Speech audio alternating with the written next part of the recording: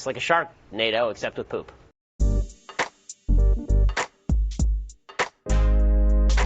This is an island surrounded by water, big water, ocean water. Trust me, I'm like a smart person. I'm very consistent. I'm a very stable genius. I had the best words. Tolerate it. I know words. Mike Pounds. I hope they now go and take a look at the oranges of the investigation. But there's no better word than stupid. Anonymous, really anonymous. I'm very highly educated. One of the wettest we've ever seen from the standpoint of water. I had the best words. God bless the United States.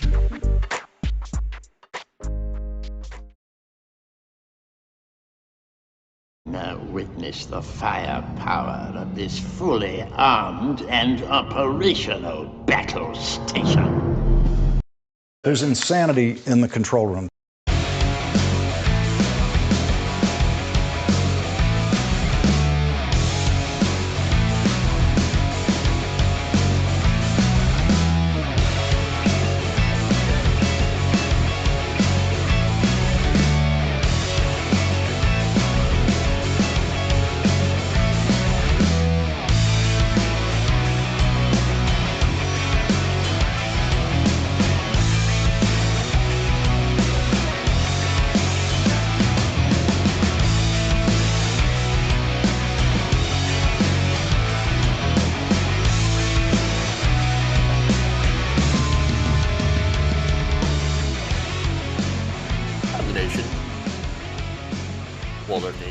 Welcome to the show. It's Tuesday. We got a show. It's a show. We're gonna talk about some things. Maybe it'll be a good show. You know, possibly. Kind of ruined the joke there, but that's okay. All right, so we're here. We got a show for y'all. We're gonna talk about the Capitol riot, of course. The hearings are going underway, and immediately, I'm going to tell you who the Republicans are trying to blame. Shocker. And then we're going to talk about the disastrous Arizona audit. Michigan Republicans, of course, are going to talk about COVID relief funds. We're going to talk about Michigan Republicans stealing COVID relief funds. And then Chantel Brown might be under investigation. Interesting. Fun. No, I'm actually not going to talk about the Medicare for All marches. And so I don't have any information on that. So I know that they happened, and I know that there was some people there that other people didn't agree with, and there was a massive infighting between sections of the online left, but I also heard some of them went extremely well. So great, wonderful. I think that's great. I'm supportive of marches. And so do your thing. That's it. That's really all I have to say about that. There's not a whole lot. I support marches. Great. Keep on marching. I don't know how that's supposed to get us closer to Medicare for All right now, but I still in support of it. Sure. Great. All right. That said, I know it's probably not the answer a lot of people were looking for. But, you know, hey, sorry? I mean, you know, I guess I could go into how media doesn't cover it. It's action. Actions speak louder than words. Yeah, it's action. But how does it get us any closer, though, from a policy perspective? Like, I'm just kind of curious about that. Again, I'm not knocking it. I think it's a fine idea. I think it's good to, do stuff like that. But it's all of those actions, unless it actually leads to something that actually happens, is performative, no? Just saying. Like, and that's partly why I didn't want to go, get into it. because then nobody's happy when you talk about it. And I think it's totally fine to do the marches. And I think I'm in support of stuff like that. Was it ill-timed? I mean, there's like a week before Nina Turner's election. So, yeah. Yeah, I mean, I guess. But okay.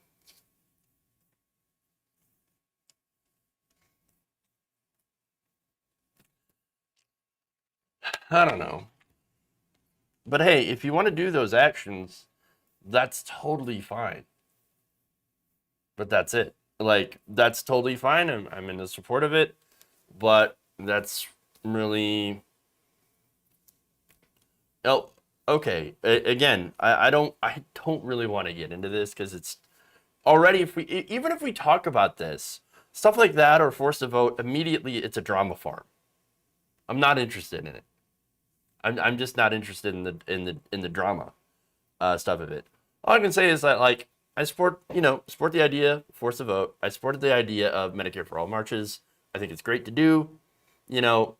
Is the timing, like, did it work out for Nina Turner? That it, happened to coincide where she had a big rally with AOC and all that.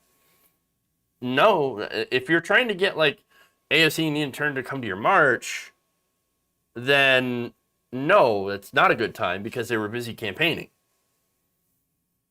And so it definitely will, get in the middle of that scheduling, which is usually scheduled out. And I think understand how, like, scheduling works. These events are usually planned out quite a bit in advance.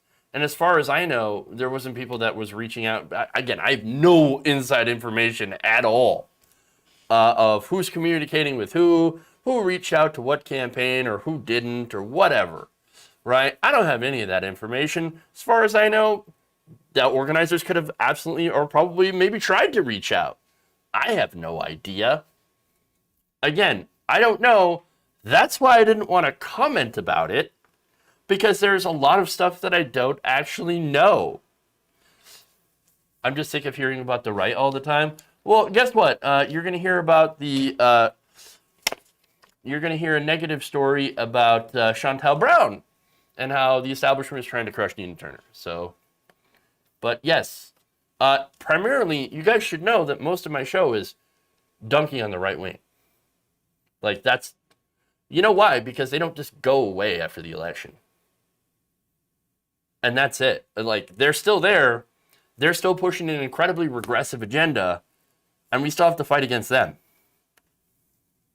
So, that's just my perspective. And of course, if you want to hear about, more intra-democratic or whatever leftist infighting, well, there's plenty of places to go.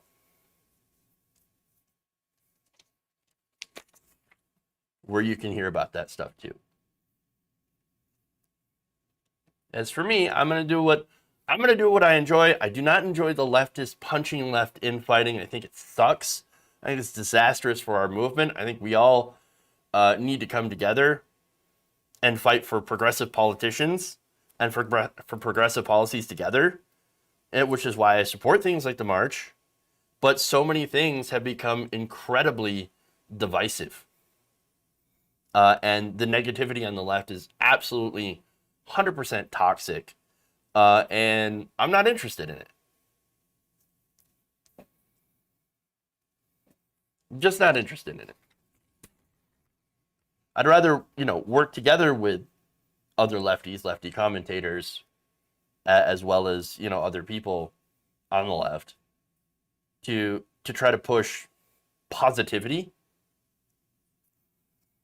What do you think the line is in between being appropriately critical and infighting? That's a good question. That is a good question. And so generally, when you start throwing ad homs at people, that's usually the line for me. It's totally fine to be critical. Like, for example, hey, AOC Nina Turner. I think it's perfectly fine to be like, hey, Cori Bush, you showed up to the march. Could you have promoted it a little bit more? We really would have appreciated it. We could have used that, that boost. We appreciate that you came out, but maybe we can coordinate a little bit better the next time there's an event and you want to come to it. We'll make you a guest speaker, do all this stuff. And the fact that you didn't, like, okay, that's not great, but we're still appreciate that you were here. Okay? That kind of thing. That's criticism, but it's kind criticism, because ostensibly she's on our side. You know, you see what I'm saying? People who are ostensibly on our side policy-wise, I think we need to have, need to not basically call them shit libs and cucked by the establishment. When you start getting into that stuff, when you start saying stuff like that, what are you going to do? You're going to turn people off that are ostensibly on your side. I'm just saying. Constructive criticism, you have to do it. You need constructive criticism. Nobody's saying no criticism. We're saying constructive criticism, meaning that you want to, build something. You want to be like, hey, there's things that we can do better together. So let's do it. And let's coordinate. Let's be a little bit better about this. Because what we're working with, and understand the difference between us and the right. The right is backed by a lot of money. And all the people that are on the right amplify each other and back each other. There's not this as bad infighting there than there is here. And they're all, and it's mainly because they all work for the same people. Whereas on the left, it feels like everybody's fighting for the scraps. Even constructive criticism could be seen as toxic to some. Well, that's their problem. As long as you try to get it and make it constructive, I don't see any problem with it. Again, I agree with some of the criticisms that are levied towards AOC and the squad. Sure. And for, Bernie Sanders. Ostensibly, they're still my allies in Congress. And they do need to have more power in order to get things done. Social media rewards being mean, unfortunately, that is 100% true. 100% true. It really, and it is the other thing, right? So I could theoretically start just going just gung-ho and unloading on everything and everybody.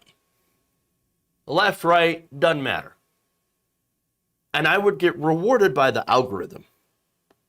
50,000, 100,000 views. I don't do that. I'm not interested in doing that. That's not genuine. That's what it is, to me, is the weaponization of anger, of people's righteous anger, because people are mad at the system. I agree. I'm mad at the system, of course. But, the thing is that that's not, just being mad is not enough. You got to have a plan. You have to have a plan, and you have to have an understanding of how things work in order to make that plan, to do the things that you're angry about. Raw anger isn't going to solve our problems, right? We've got to have a plan, because right now we're facing down not just one enemy, not just the establishment. You have the right wing as well, the ultra far right that are against us, okay, as well as the corporate interests.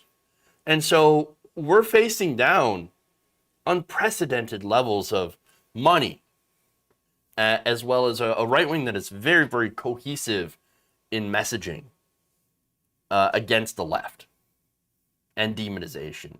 And so, look, you have to, you have to have a plan to overcome that, and you have to have the messaging. And I think, really, the American people are really progressive, policy-wise. What the infighting does is that it makes us look crazy. We got to radicalize the normies. But if every normal person who may have a question about Medicare for all, hey, I heard that it's really expensive, and that we should go with the public option, immediately calling them a shit lib and shutting them down is not a good way to get them on your side. I still think that facts and reasoned arguments are things that you should, that you should use to try to get people on your side, because we do have the facts on our side. We have the facts on our side, and we have the right policy prescriptions for that stuff. I'm not saying you don't have to have raw anger, but you actually have to shape that anger into something better, Ethan. That's what I'm trying to say. Yes, take that anger and mold it into something. Otherwise, you're not really going to get anything accomplished. And I actually want to get things accomplished. Yeah, you can't debate with name calling. That's very true. And also, by the way, if you're getting into a debate with somebody who, is only interested in name calling, then that's not a debate that you need to be into. That's not a debate that you need to be having, because it's a waste of time. And so that's the other thing. And so, for example, you've got K-hivers, right? You can't get into a debate with some of those people. Why? Because immediately throwing out ad homs, you can't debate with that. But you can debate with other people, and not so much debate, but like, well, I mean, what is a debate? Then presenting your side and then countering their side with facts and figures and your arguments. So yeah, it is kind of a debate, but it's also more of a teaching moment, I think, where you teach people and you show people, actually, here's the thing, the information that you have, here's what I have from numerous studies and think tanks, etc. And then we also have this moral argument on our own side. That's why, again, I will always argue in favor of Medicare for all, because that is the best policy when it comes to healthcare, hands down. And there's a lot of disinformation about it. An incredible amount of disinformation about it, put out by, again, right-wing media, as well as corporate media, health insurance companies. And I just feel like if you approach people with the facts to counter those narratives, that'll win the day. Because again, people do want healthcare, and I think when they're exposed to these ideas without throwing ad homs at them, and without, condescension, that's another thing that really needs to be avoided here. And just be like, hey, I understand your concerns, but here, I've actually got some sources that back up what I'm saying, that show that actually Medicare for all is a lot cheaper. It doesn't cost $34 trillion, actually saves $32 trillion over our current system. So therefore, it's better for people to do. And so I hope that my approach, and I know it's not going to work for everybody, but like, I hope that my approach, logic, and kindness, understanding, I hope that ultimately wins the day. Because I think at some point, people get over anger. Okay? And they start to see a little bit clearer. Because you can't constantly, and here's the other thing, it wears you down so much as a person to be angry all the time. I couldn't imagine always living my life in a state of perpetual rage at everything. Like that's not a good life. And there are definitely legitimate things that you should be angry about. I'm angry about a lot of the injustice that happens. And I'm doing my best with what limited reach I have to try to, do something about that. But, and that makes me feel better at the end of the day and helps me to deal with these things. I don't know. I'm just, you do what you can, right? Yeah, I've always said that it takes so much energy to always be angry. It's true, though. It's true. And I don't understand how people can do that. There is many that, well, exactly, Tyler, I just addressed your point. There is many things that we deserve to be angry about. Yes, the fact that I forget the exact figure because my brain is mush. But like, how many people a year die from lack of healthcare? 50,000 people die from lack of healthcare because of, in the richest country in the world? Of course, it's something to be angry about. 100%. And I agree with that. And we should absolutely do something about that. But as, yes, As Dave of the Free Council points out, anger is useful only as channeled into a conviction of purpose. And again, that's why I don't like getting into fights with other lefties about,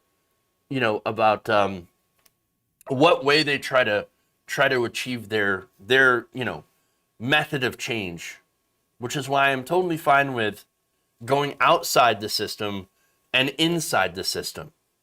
I think there are different ways that people are better at channeling what they can do, their resources, their strengths, their abilities, to be able to try to make a change in the system. And understand that the system that we have is incredibly difficult to break. There's so much pushback from that. And so it may seem like nothing is working, like nothing is happening, but it is because we're up against a juggernaut. And we have to continue to push back every single day on that juggernaut, but in a way that gets other people, that doesn't scare other people off. You know what I'm saying? Because we need as many allies as we can, from as many people as we can, who we know fundamentally on most issues agree with us, agree with progressive policy prescriptions. We've got to get those people on board.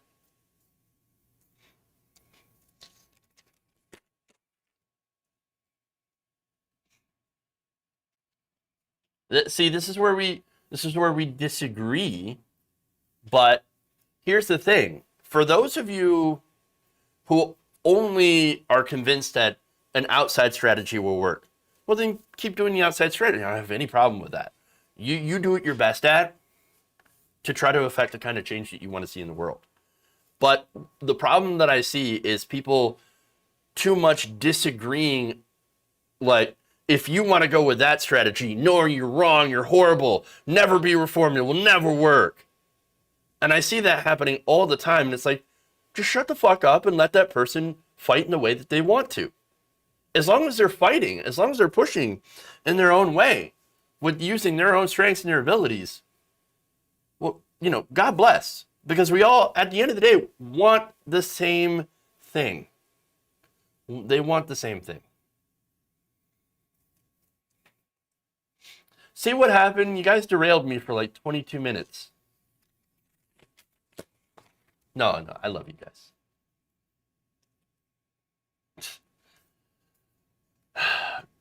It's been, to be fair, Lucy, this has been, the anger has been going on for a lot longer than 4 years,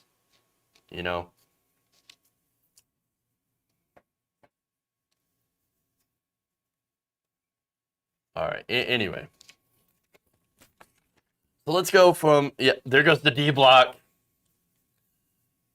Guys, if you even knew how just completely unorganized I really am, you would know that there is no D block. There is no A block. There's no D block. There's no blocks. There's no blocks. I'm just I'm doing it live. That's what we're doing.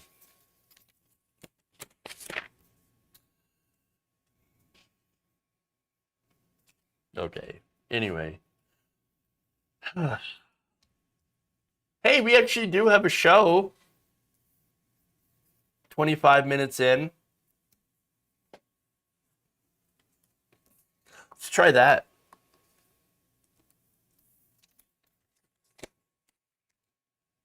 Okay.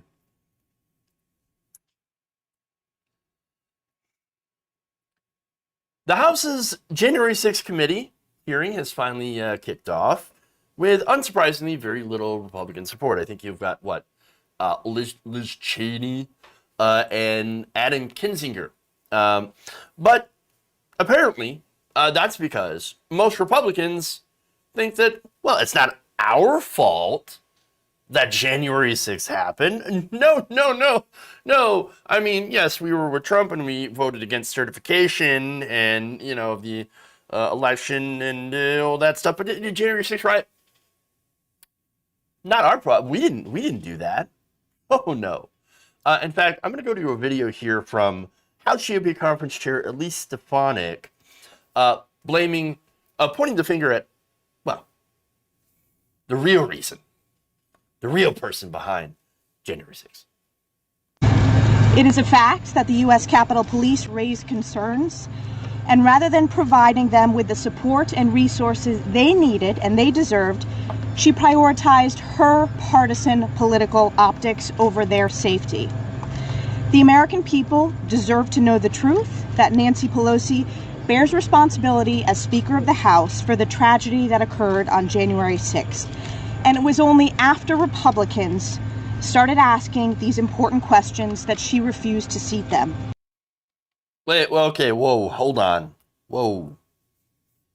Oh, you know, the American people, they deserve the truth, which is why I'm going to tell them the most ridiculous lie imaginable. I'm sorry. Nancy Pelosi, apparently, according to Stefanik, it's Nancy Pelosi's fault that the insurrectionists were there and got into the building. I'm sorry, what? This is claimed by Republicans. Well, they say, well, they wouldn't have ever gotten to the building if Nancy Pelosi weren't in charge of security at the Capitol. Wait a minute. Nancy Pelosi is Speaker of the House. Now, it is true that she appoints the Sergeant at Arms, who was on the Capitol Police Board that oversees the police during the insurrection. But here's the thing. Nancy Pelosi, while she appoints the person, doesn't mean that she runs the thing. Doesn't mean that she interferes in day-to-day operations or oversees day-to-day operations when it comes to the Capitol Police. So how the hell is it her fault? What did she do? And by the way, how is it her fault when really you can look at the people who actually did the insurrection? Maybe you should look at them when it comes to looking for people to blame. I'm just saying. I mean, did we forget about the whole thing where they were incited by the former president of the United States? You know, how is it that Republicans have the balls to come up here and say, how dare you not protect us against the people that we incited to invade the Capitol building? Must be your fault. Impeach Nancy Pelosi. I know, I added that second part, but understand these people are batshit crazy. Okay? Speaking of batshit crazy, here is Representative Marjorie Taylor Greene, who is now also going to go on to attack Nancy Pelosi. January 6th committee has started, and this is Nancy Pelosi's witch hunt. This is her final vendetta against the president that she hates with a passion. This woman is blind with rage and evil, and she's launching this political attack on all of us. Blind with rage and evil. Oh, I guess she's attacking all of us. Oh, actually, that kind of sounds like you.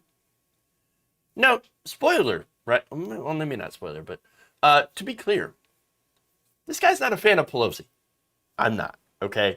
But holy shit, these people are insane. Yeah, I know. I just referred to myself in the third person. What the hell? But here's the thing. So I disagree with Nancy Pelosi on some issues when it comes to policy positions. Okay? I think that she's far too conservative for my liking economically. I think she's too wedded to corporate interests. But unlike Marjorie Taylor Greene, I actually have substantive reasons to dislike Nancy Pelosi. Not that, oh, she's evil. She's full of blind rage, hates the president. Former president to you, lady, by the way. No, look, Marjorie Taylor Greene is insane, and her fans eat it up.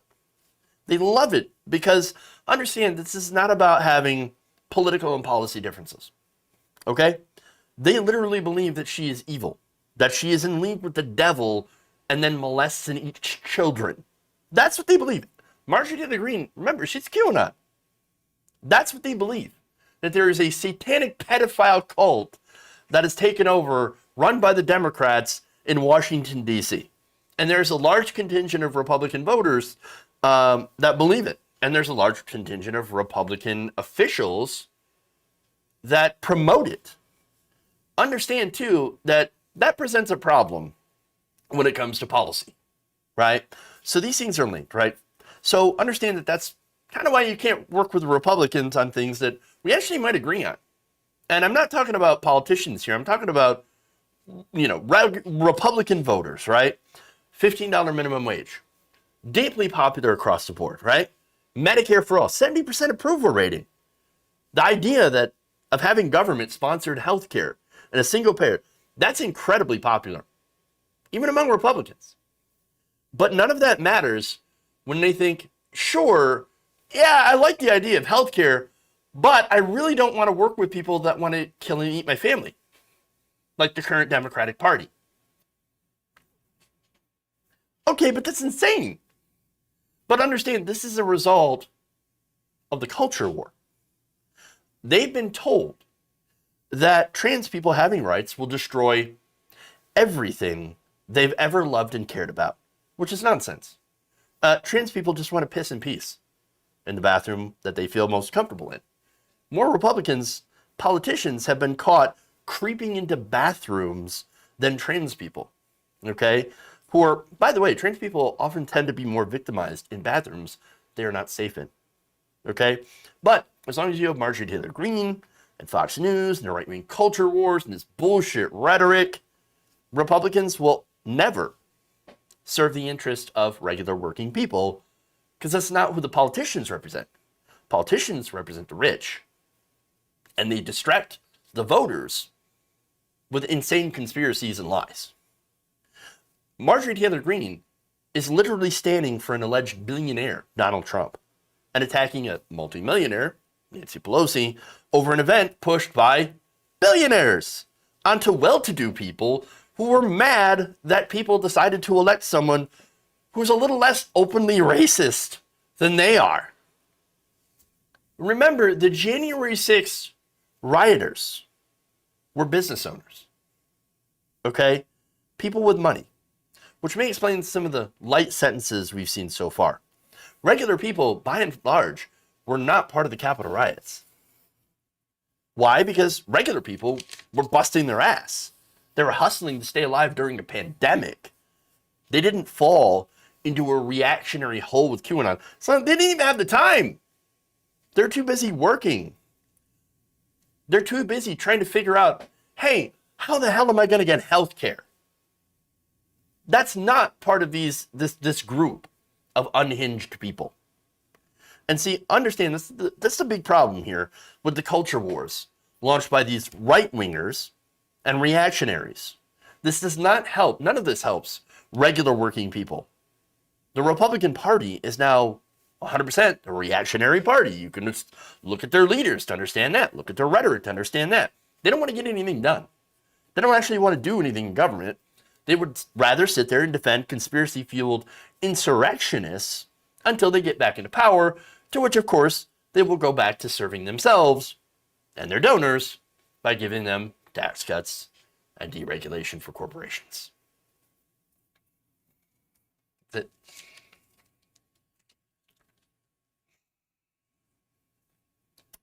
right. Yeah, there's some projection going on with Marjorie Taylor Greene.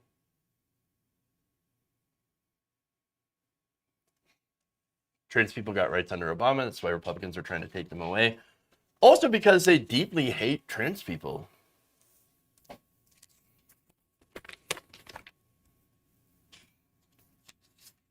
weird. Yet, don't see too many working class folks being able to afford to travel to DC in the middle of the week. Also true.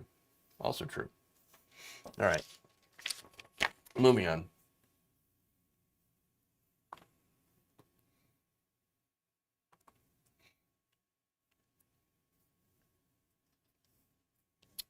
An Arizona election official is now coming clean a little bit about the clownish audit being run by the so-called cyber ninjas. So apparently they're still trying to find the fraud in Arizona. Good luck to them. Now, look, for me, we all know this thing has been a complete and utter shit show. I mean, you know, when it comes to like, oh, they're hiding the bamboo. They get the bamboo ballots. That's why China is coming in, and you know that's how China stole the election for the Communist Party. No, it's a clown show. But some people in Arizona have been actually taking it very seriously, until now, at least. Because one person many thought was actually in charge of this is saying now he is concerned about the legitimacy, not of the election, but of the recount audit efforts. Now, this happened in an interview with a conservative talk show host on Monday. So this is former Arizona Secretary of State Ken Bennett.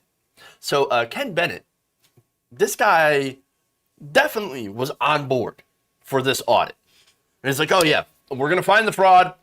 You know, we think that there's massive fraud. We're going to find it. I'm in charge of this. Let's do this, right? So now he is the GOP-led state Senate's liaison to the ballot counting process led by Cyber Ninjas. Now he has come out this week and said, yeah, I'm close to stepping down.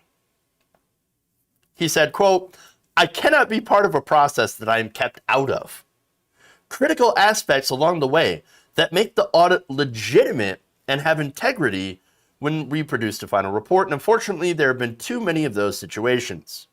So he added, I'm the liaison. And I think when people hear that word, they think, okay, he's in charge.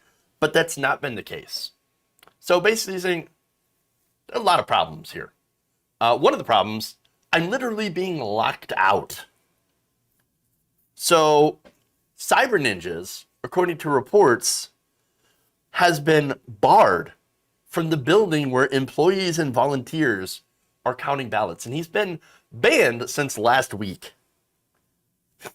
Bennett was barred after he had shared data with two outside analysts indicating that Maricopa County's certified vote count was accurate. Now, that would be the vote count, of course, that showed that Joe Biden had won the election, had won the state, and therefore won the election. So now the first count by Cyber Ninjas, whose founder, Doug Logan, appeared in a film claiming that the 2020 election was rigged, reportedly ended up with a different number of ballots cast than that report.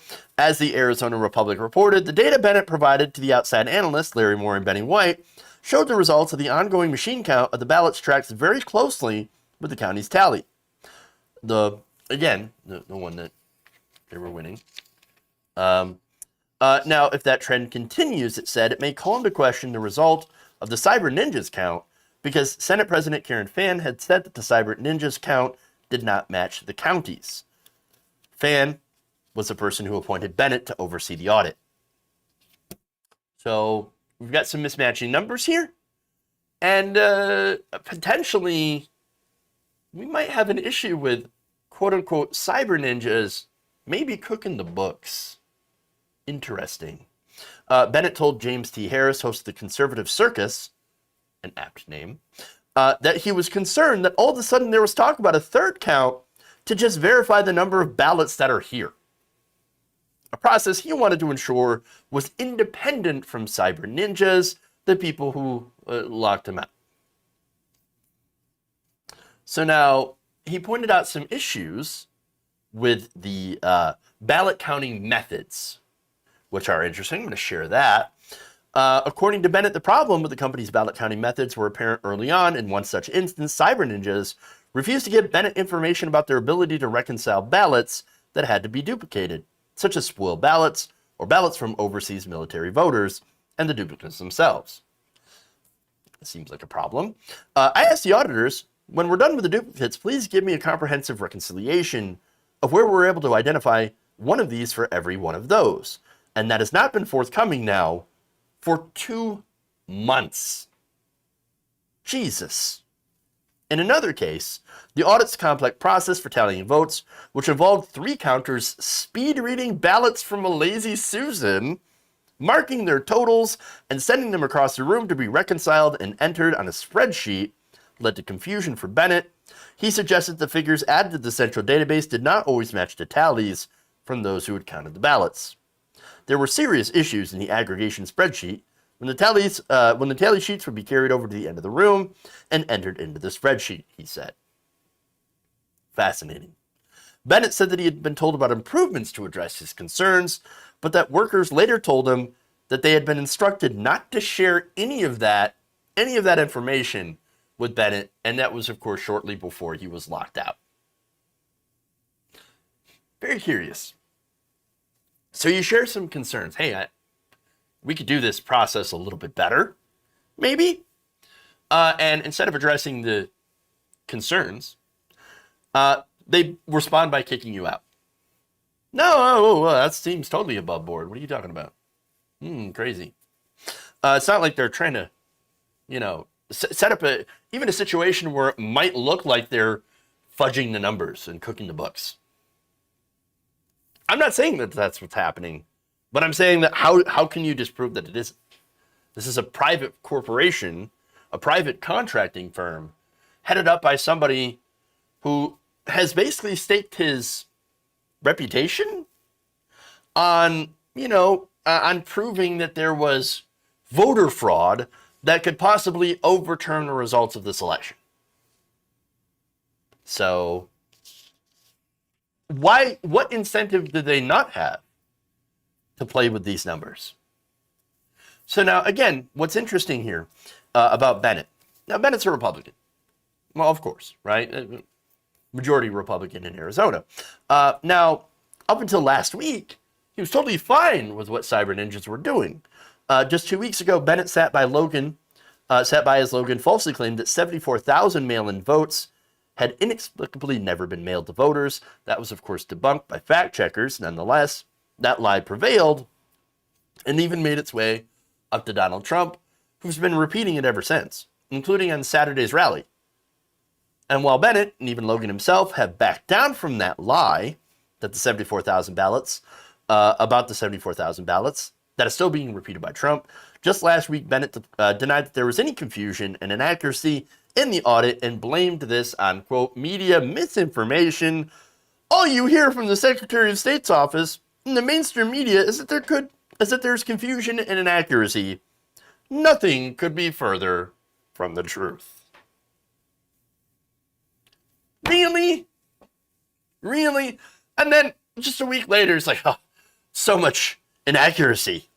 Wow. By the way, I just got kicked out.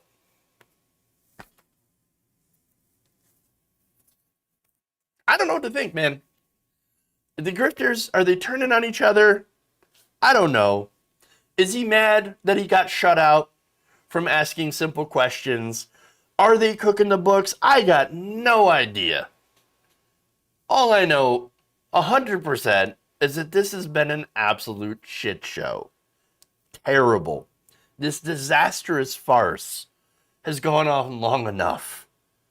Trump, look, I know you don't like, I know you don't want to hear it.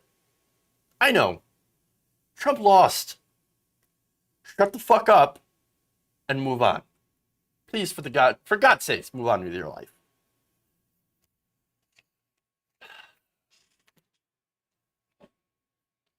Oof. All right. Go to people stealing money.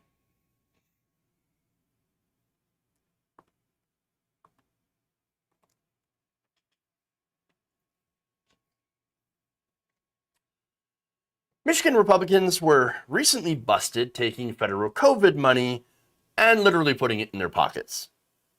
This happened in my home state of Michigan.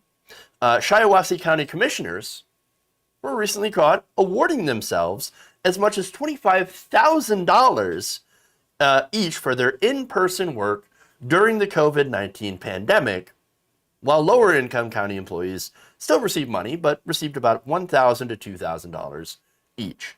So obviously the commissioner's like, well, we're more important, so of course we're going to award ourselves money.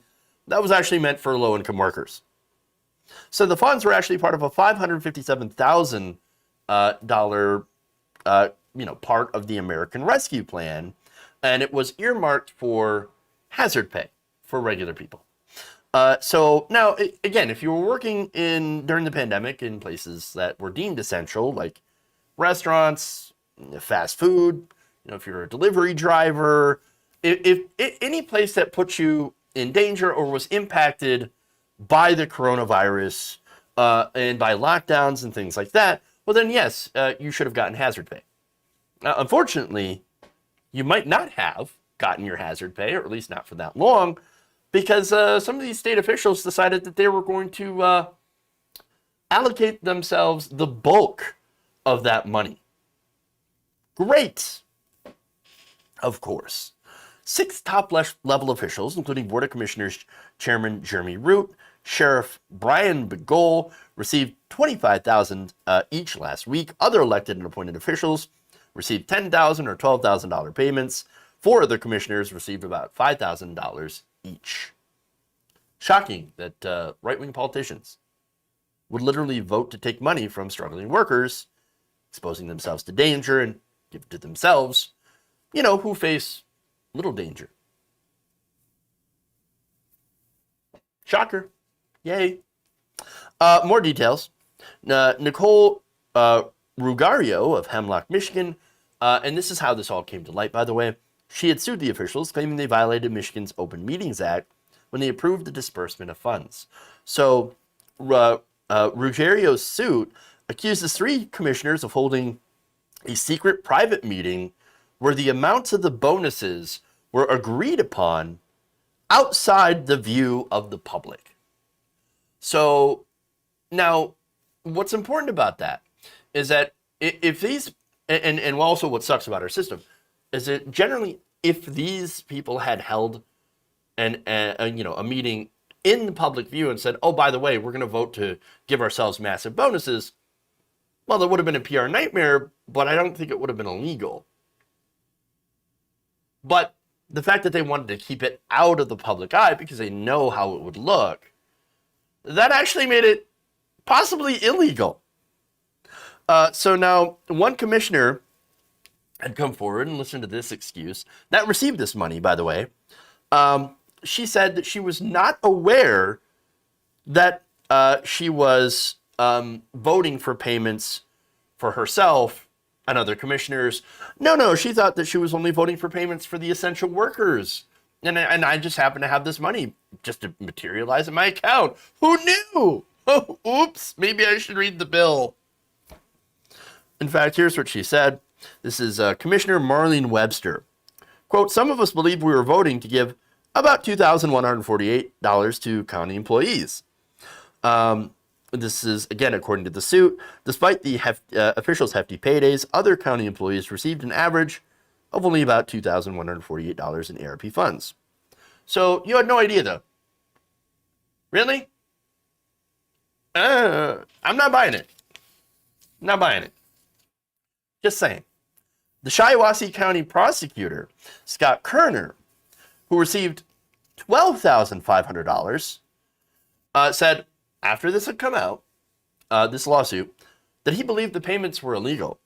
Quote, not only am I not entitled to this money because of the Michigan Constitution, but me giving the money back is just the right thing to do. I still hope that the hardworking frontline employees of the county continue to benefit from these monies. They are the ones who deserve it. Kerner said in a statement on Friday. Those payments to elected and appointed officials do violate both the Michigan Constitution and the federal rules for ARP funds.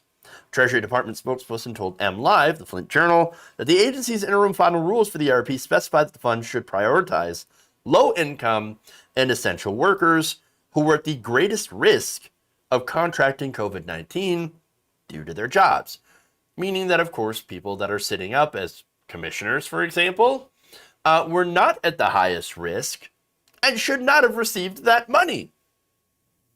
But again, the only reason that this had come out and that the money is being returned is because they got caught and there was backlash. In fact, the county commissioners released a statement on Friday announcing they and all their other elected officials who received the payments will voluntarily return the funds. Ah, yes, of course. The commissioner said in a statement, quote, since the payments were made, confusion about the nature of these funds has run rampant. The commissioners deeply regret that this gesture has been misinterpreted and have unanimously decided to voluntarily return the funds to the county, pending additional guidance from the state of Michigan. There was no confusion about this, though. How can you confuse money that's supposed to, to go to essential workers right, as hazard pay, how could they mistakenly say, oh, that money just for me? Is that my money? I'll take that money. But it's not yours. This money was for struggling workers impacted by COVID-19, not politicians who take little to no risk. This is ridiculous. This is not a free money. And this is the problem, okay? One of the biggest problems with, a lot of the money that was given out during the COVID-19 pandemic. Now, some of it went to fantastic places, right?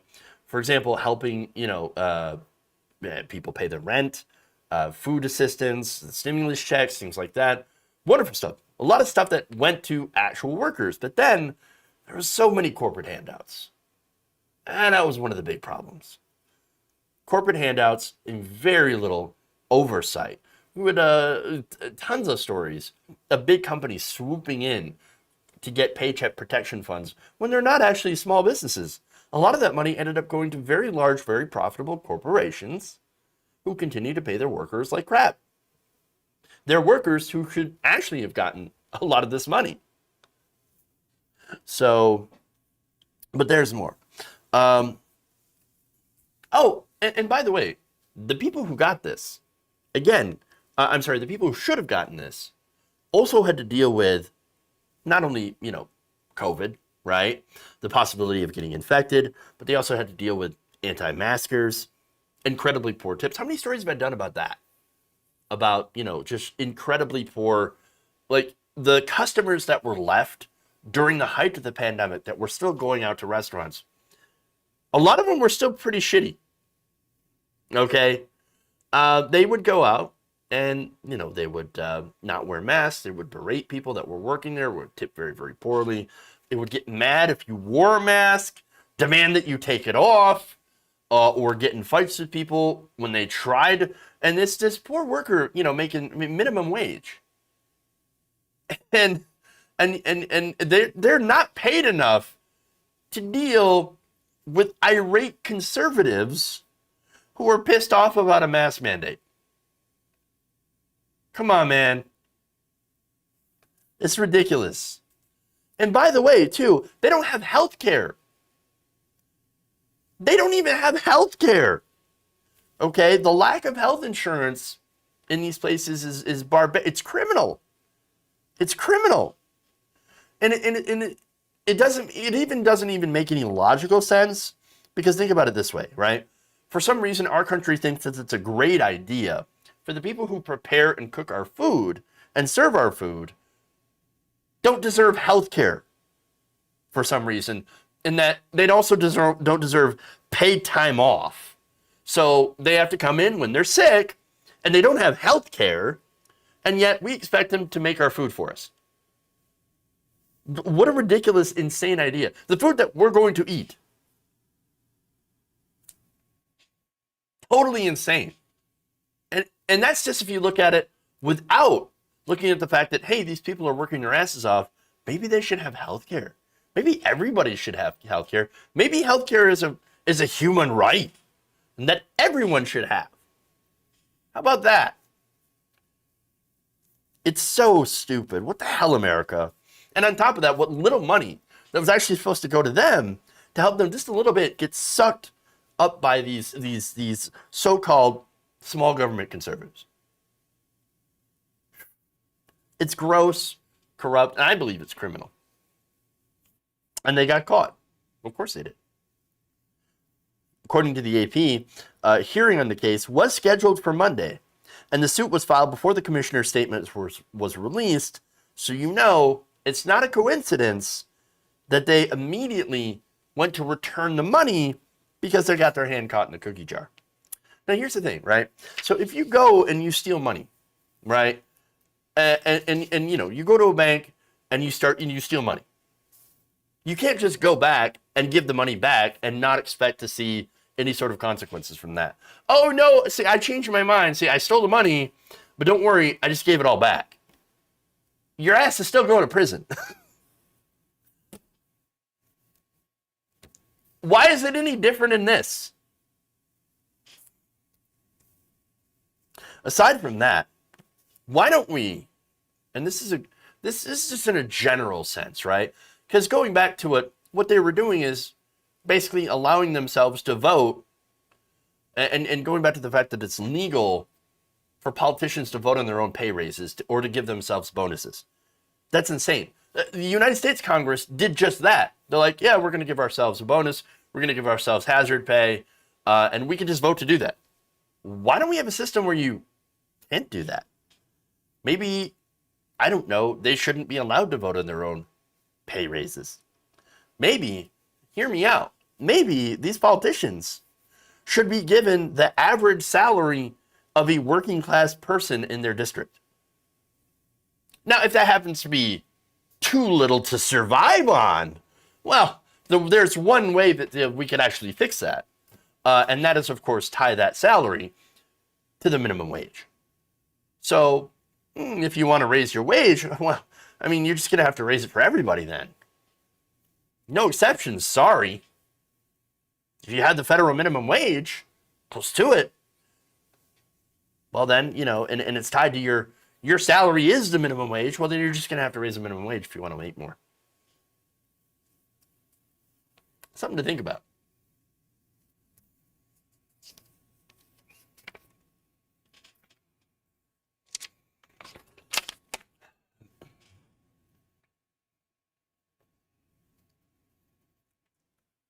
That's a gross comment, but I agree with it.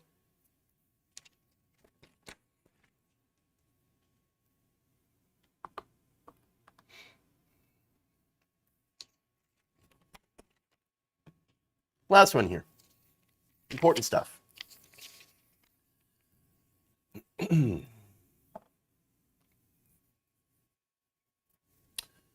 With a week to go before the incredibly important special primary election for Ohio's 11th congressional district, Democratic candidate Shontel Brown could be in a little bit of trouble. Interesting. So now, this is according to reports by The Intercept and the Daily Poster, posted in Newsweek. Brown may soon be under investigation for voting to award millions of dollars worth of contracts to companies connected to her partner, romantic partner in this case, as well as her campaign donors, which of course she has a lot of large corporate donors. Now, emails reviewed by the Daily Poster show that the Ohio State Auditor's Office has reviewed the allegations in the article and recently referred the matter to the State Ethics Commission. Under Ohio law, public officials are prohibited from knowingly authorizing or using their authority to influence, to secure authorization of any public contract in which the public official, a member of the official's family, or any of the public official's business associates has an interest. Violation of the statute is considered a felony, and penalties can include prison time. So these are very serious allegations of what is essentially corruption. So, you know, hey, oh, look at that. She awarded millions of dollars in contracts to companies connected to a member of her family. Oh, look at that.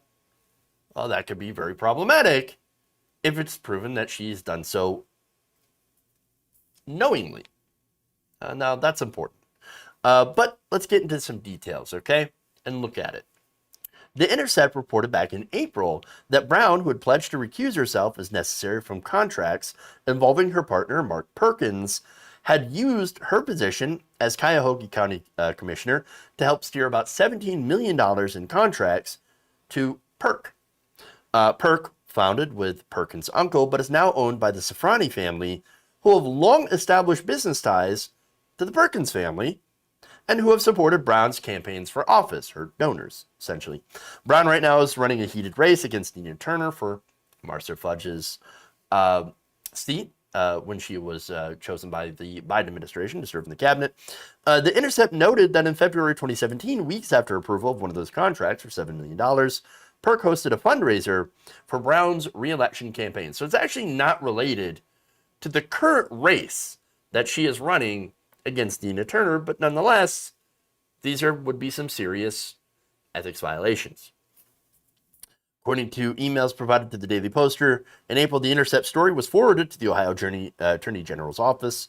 The following month, An official in the Attorney General's office noted in an email that she had discussed the matter with an attorney in the state auditor's office. We are both of the opinion that it makes sense for the auditor's office to review, and we also believe that this might end up being a case that is referred to the Ethics Commission, the official had wrote. The Intercepts report was then forwarded to the auditor's office, and according to a June 2nd email from a representative of the Office's Special Investigations Unit, the matter has been sent to the Ohio Ethics Commission. So now, right now, that case is sitting there waiting to move forward. Interesting. So now, that is, of course, the state's official public corruption watchdog, and it is sitting in review. The email noted the recommendation by the Special Audit Task Force was to refer this matter to the Ohio Ethics Commission for its review and consideration. The Auditor of State strives to make sure all matters are referred to the agency which has jurisdiction. For this reason, the Auditor of State is referring this matter to the above-mentioned agency. So again, it's been forwarded to the right spot. Interesting. So those allegations do need to be investigated, do need to be looked into, whether or not this was, illegal corruption under Ohio state law, or just your garden variety legalized corruption. Because regardless of what way you look at it, she just awarded, or she had previously awarded,